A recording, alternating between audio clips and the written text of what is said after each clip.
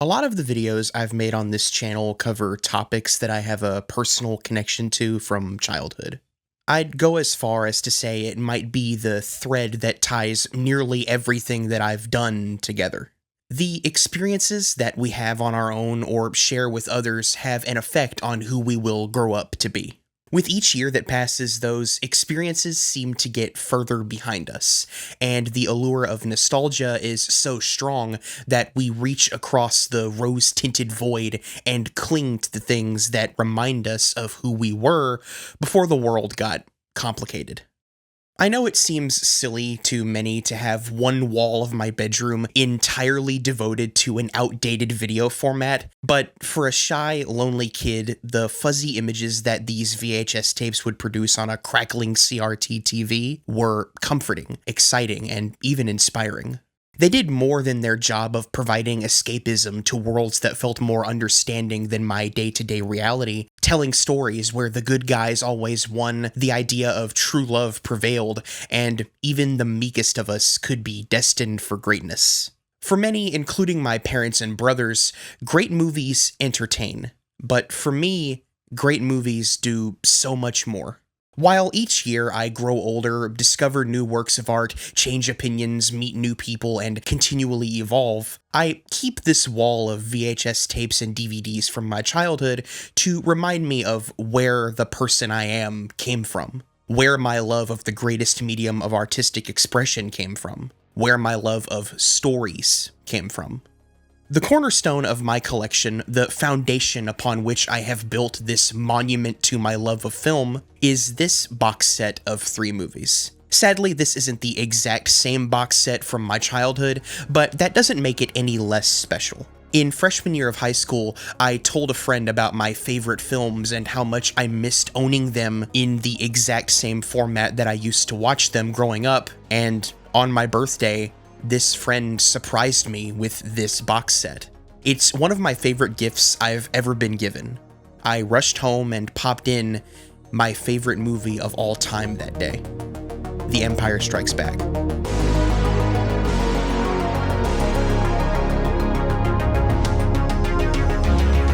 It is May the 4th, 2024, and it is my birthday once again. Yes, my favorite film of all time is a Star Wars movie, and I was born on Star Wars Day.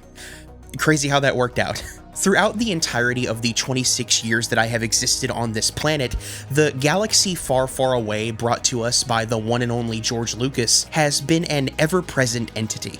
I'm sure I've mentioned this before in another video, but I have no memory of experiencing Star Wars for the first time and falling in love with it. I've just always loved it, and above all of the other films, TV shows, comics, books, video games, and even radio dramas that have spawned from this franchise since its 1977 explosion into popular culture, The Empire Strikes Back is the one that I have always cherished and will continue to cherish the most.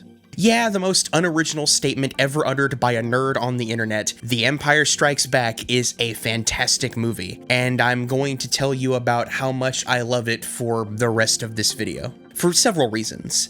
Every single one of us has a favorite movie, and I think everybody should have the opportunity to gush about how much it means to them. Do it in the comments, people. Seriously, I want to hear about it. Also, I was inspired by my best friend Elizabeth, who made a video that I helped to edit on their channel, Flee the Lair, about their favorite film, Chitty Chitty Bang Bang, a movie that Elizabeth watches every single year on their birthday. I actually watch Empire multiple times year-round, but it's kinda hard to avoid a rewatch on Star Wars Day. Finally, I think I've received enough Star Wars-themed birthday cards to have earned the right to talk about it for just a little bit.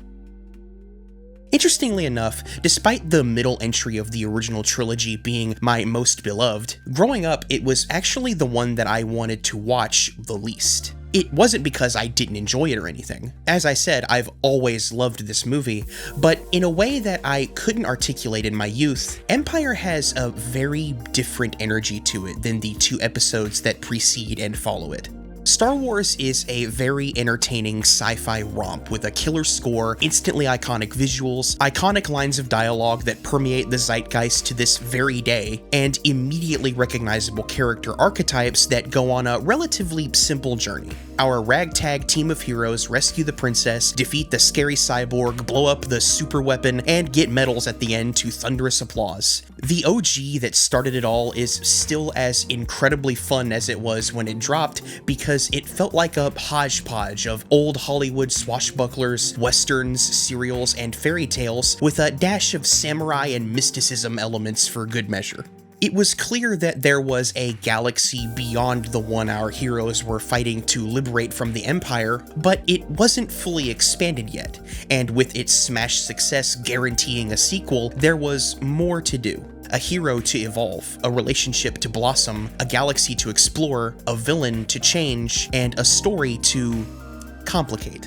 I think the brilliance of Empire begins at its very conception. A decision was made to take what made Star Wars work, do it again, but also make it grow up without losing what made it special. A lot of the discussion around this movie echoes the point that it's more mature, dark, and depressing than the first, and yeah, it absolutely can be. However, it's also still a very fun adventure with solid comedic relief and a pace that moves even quicker than the first already did. It's got some intense moments here and there, but my parents never had an issue with me watching it, and if I ever have kids, I'd let them watch it just the same. This is a movie that can appeal to literally anyone because it cleverly sets up its already established archetypes in a familiar way. While time has certainly passed since the destruction of the Death Star, everything feels like a direct continuation of where we left off. Han and Leia are bickering, Luke is still figuring out what being a Jedi is, and Vader is chasing them across the galaxy. It seems the same, but there are small adjustments made here and there that get fleshed out across the runtime. Luke is more confident and capable than he was before. The loss of Obi-Wan is still painful, but he's channeled that into wanting to find out more about what he is. He's determined to go off on his own and discover, and where most stories would have the hero figure out they were destined for great acts of good, Luke actually has a premonition that things aren't that simple. The Empire Strikes Back isn't that simple.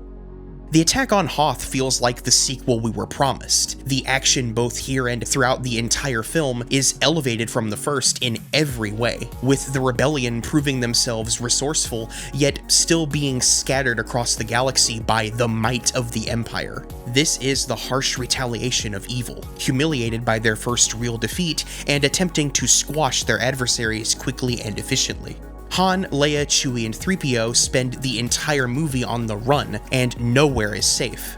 As much as Han would hate to hear me say it, the odds are stacked against them. When we think we finally found some respite from the Empire in Cloud City, we see their treachery extend even further. Allies are forced into betrayal, and this idea that love conquers all is challenged when one of the most endearing couples in all of fiction are split apart.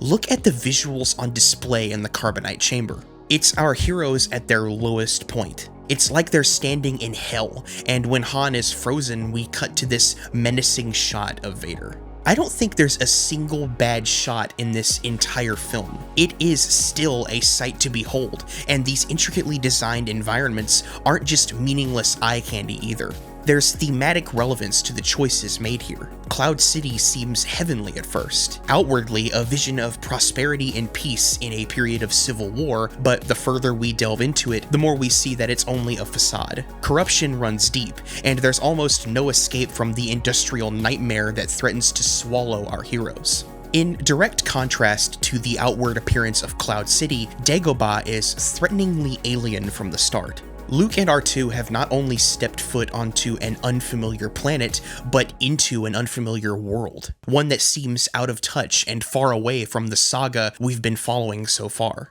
Yoda is the guardian of the part of Star Wars that sets it apart from other sci-fi franchises. The mystery of the Force was fascinating in the first, but here it feels so much bigger. Something connected to the natural world that has been swallowed by the fascist regime that controls the galaxy, only found in places like the cave. The cave where Luke experiences a vision that frightens him. With what we learn about Vader and Luke's connection in the finale, the interpretation of this vision seems simple enough, but there's more here than just Luke being related by blood to Vader. One of not only Empire, but all of Star Wars' most prominent themes is the corrupting presence of darkness. Is the dark side stronger? No. Quicker. Easier, more seductive. But how am I to know the good side from the bad? You will know. The dark side is alluring, and even the greatest can fall to its power. Luke isn't just the son of Vader, but he could be the next Vader. He could wear that mask just as Anakin Skywalker does if he lets that darkness change him.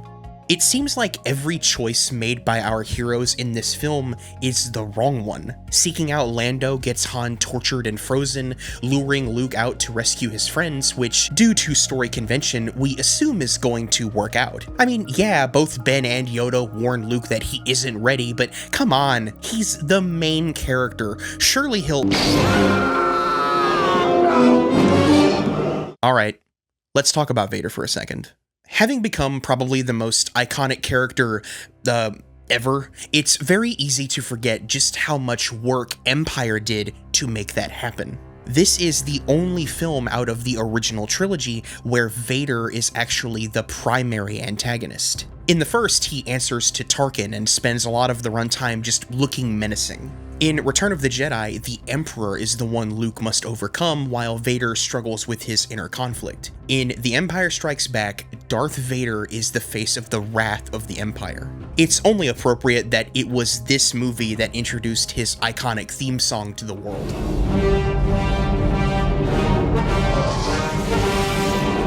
When we first see him, he gazes across the stars, like he's reaching out with the Force to find Luke Skywalker. At first, we assume it's for revenge, but like I said, Empire isn't that simple. If I was to define a cinematic image that will never ever leave my brain, it would be the first shot of Vader waiting for Luke in the carbonite chamber. He's without detail, just a dark silhouette. That's how Luke sees him. Nothing more than the pure darkness that he must overcome for all that is good in the galaxy.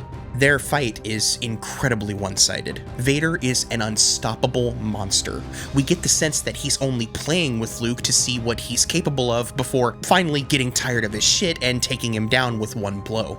It's here that we get the line that we've all quoted, misquoted, and parodied countless times. The big reveal that made The Empire Strikes Back a legend. I don't really need to say much. You know of the ramifications that this one line had for the entire franchise, but it still can't be understated just how big of a deal this was and still is. Vader being Luke's father changed everything. Vader being Luke's father set up a redemption arc for this character that would pay off in such an incredibly satisfying way in Return of the Jedi. Vader being Luke's father planted the seeds for an origin story that took this character from the boogeyman to a Shakespearean tragedy.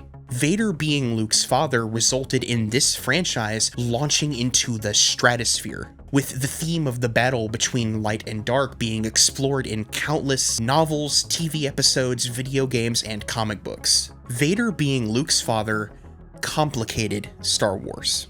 For many of us, myself included, this was the first time that the battle between good and evil wasn't something that happened around us, but within us. If Anakin Skywalker could become Darth Vader, if Luke Skywalker could envision himself falling to the dark side, that means that these stories aren't just black and white anymore.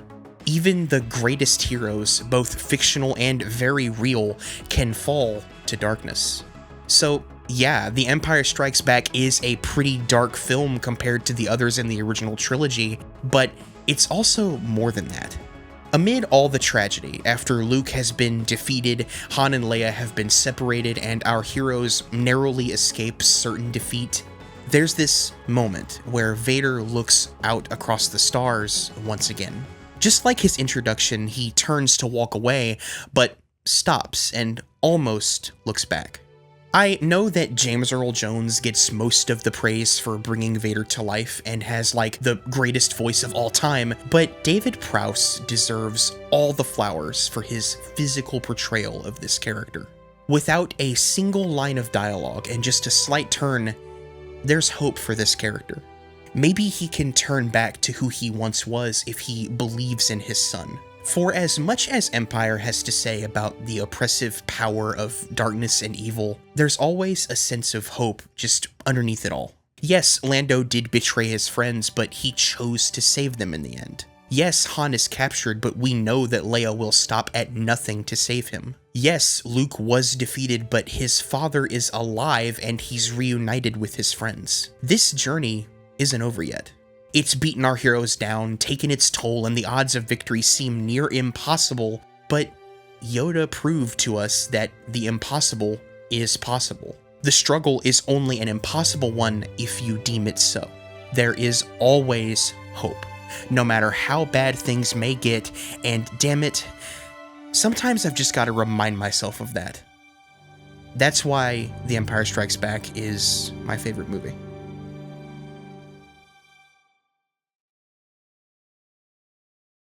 And that's the end of my script there. To end this video, I just want to thank you for coming back video after video and watching me ramble and rant and rave about things that I really have a passion for. You probably didn't learn anything new about Star Wars in this video or Empire Strikes Back, but that wasn't the point of it. It was just me on my birthday celebrating something that means the world to me. I love this movie. I love Star Wars through the ups and downs. Yeah, it's not perfect, but I still love it and I will continue to love it. This is certainly not going to be the last Star Wars video that I make on this channel. As a matter of fact, it's probably the beginning of several. I've made the Revenge of the Sith video game video, the Darth Maul video, which I'm very proud of. If there's anything in Star Wars you'd like to see me discuss, let me know in the comments. And as I said before, please tell me what your favorite movie ever is in the comments, or a movie that like means the world to you. I love reading comments from you guys about the things you're passionate about because it feels like there's a discussion happening. That's my video.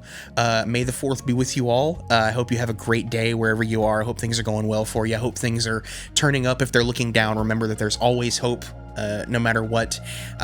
If any of you can find the Star Wars Jedi Starfighter Revenge of the Sith inflatable bed and can like send it to me, I promise here on camera that I will film my next Star Wars video sitting in that bed. No joke. If someone can find it and send it to me, I will do that. Thank you so much. You're all the best. Thank you so much for watching. Support the channel on Patreon. Follow me on social media if you want, and I will see you in the next video.